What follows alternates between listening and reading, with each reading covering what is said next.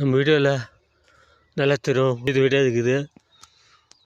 அப்போ ஜாயின் ஆகிட்டோம். இந்த மாதிரி டெய்லி வரணும், ஆனால் டெய்லி வர முடியாது. இது மிளகா செடி. இந்த காவை கொத்தணும். இந்த காவை நம்ம குத்திட்டுக்கிறோம். இது நமக்கே ஒரு மலிச்சிக்குது. மலிச்சுருந்தா கூட பரவாயில்ல. இது கலக்கு போட்டுக்கணும். பிடிங்கி நேற்று தண்ணி கட்டணும். இந்த பக்கம் பாஞ்சிக்கின்னு இன்ச்சு இது பாயத்து நின்று போச்சு. இது கட்டணும்.